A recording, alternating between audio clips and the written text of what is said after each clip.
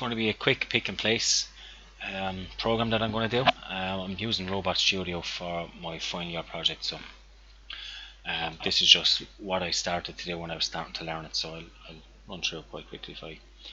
So the first thing that I'll be looking to do is I will be looking to set a home position on that. So up here on the freehand tool, and I'm going to select the actual end effector there, and we're just going to move it into a position that's close enough. By the way, this is a vacuum cup end effector that I have here, so if anyone would like the file for that, I can send that on. Just drop me a comment below. Okay, so I'm going to set that as my home position. So one thing to make sure is that your tool and your work object are correct, so I'm going to set that to gripper, and I didn't create a work object, so that's fine. So now we'll go to teach target. Okay, you can see here on this pane here, paths and targets, you can see that target 10, so I'm just going to rename that to home so we know what that is. Perfect. So now what we want to do is we want to create a path that picks up this block first. So if you look up here, we've got a number of different selections, so make sure that you have got surface selection highlighted and also snap to center. And then if you go to target, create target, and tap that, so you can see that it's created the coordinates up here, and hit create. Okay, so one thing to note here is that I've highlighted here view tool at the target. You can see that it's upside down, so we just need to change that. So if you select on this target here and go to rotate, so modify target, rotate, and I'm going to rotate that around the y-axis 180 degrees. You can see that that's matching up perfect there, so we'll close that out. And another thing to note is with this vacuum suction cup, it just needs to be 1 millimeter above the block here in order for it to suck it up. So what I'll do is I'm just going to change that now. So right click on target 10, and we'll go to set position this time. So change local to world coordinates, and if you just watch it now, you'll see it's lifted up ever so slightly. So that red circle there lifted up, so that's exactly what we want. So we apply and we close. I'm just going to rename this target blue target, we'll call it.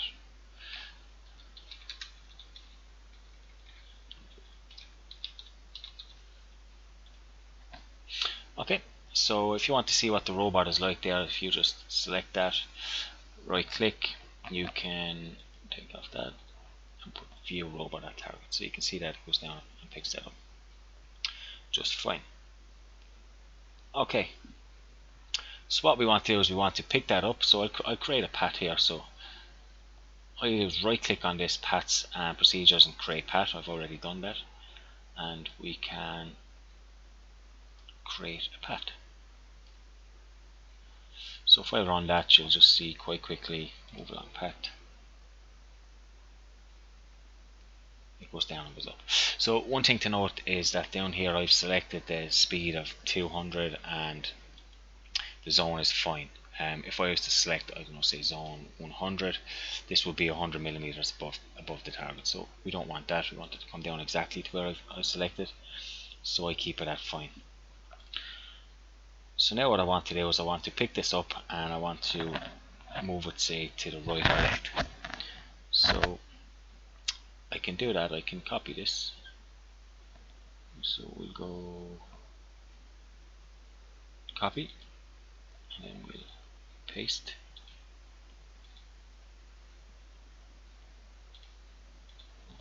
And we'll modify the target. So we'll just set that position then. So set position. And we'll go to world coordinate system. So sorry, world. There we go. Okay, so what I want to do is I want to rotate this so I can see. So I'm going to move this to the left or right. So this is the Y axis here, so that's going to move it left or right. So let's try this. That's fine. And we'll hit apply and close.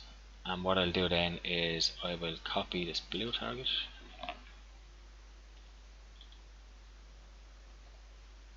copy, paste that. Target 2 is fine, and we'll just set the position of that again. So again, set it to world, and we're going to move that to -200, and I'm also going to drop this down by 60. So each of these blocks are 60 by 60. So we just take 60 from that, and it should be 460, 460. Okay, and that should drop the block then down perfectly for me. Close.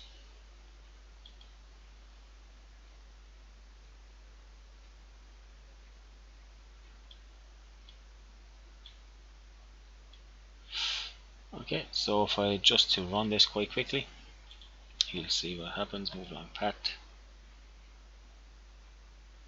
down, pick it up, and we'll drop that off. And I should move that back home.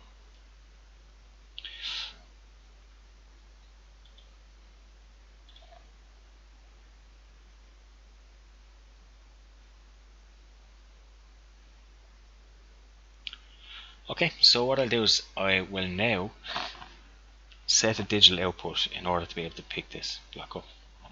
So if we go up here to controller and configuration editor, you can do it over here and go to IO system, and you can see that we've got signal here. So right click on signal and go new signal. I'm going to call this gripper, but you can call it whatever you like. I'm going to set it as a digital output. I will make sure it's accessed by all, and none of this is relevant to us, so I will hit OK.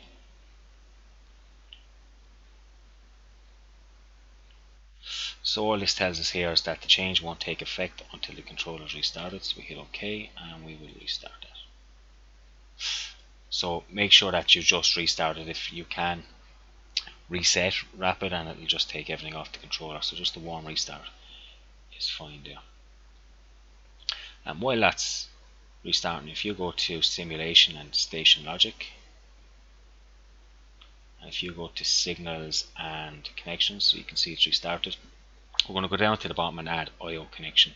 Be careful not to add an IO signal. Again, if you do, it just simply won't work. So we'll just IO connection.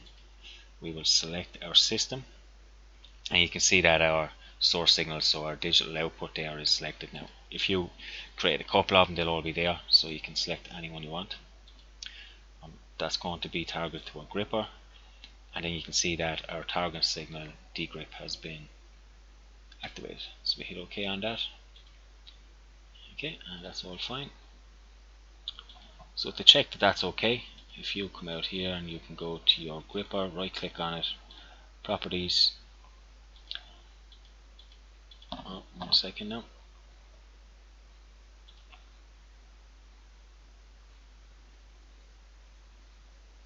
View, and we will put that down to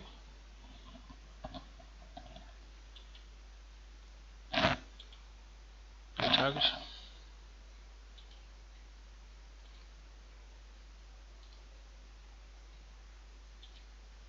Okay, so now you can see that it's attaching and detaching.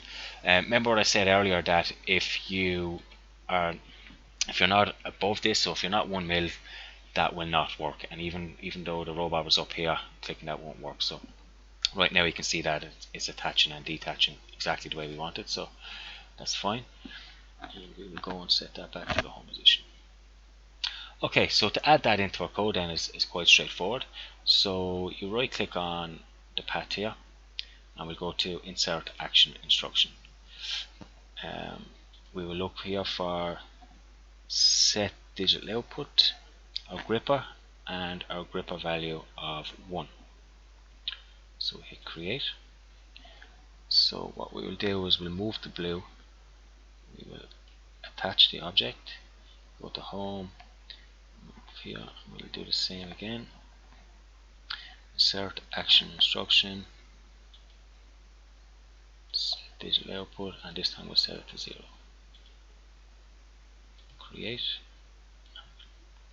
drop it off there, and we'll close. And let's see what happens when we run that.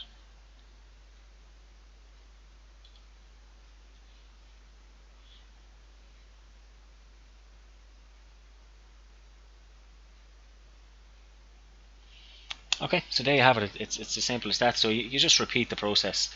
You can select this path here, so now you can select that object, you can move it, drop it on top, and then you can reverse it. You can move it to the side, move the blue box in here, and then move it back on top. So there's any amount of options there.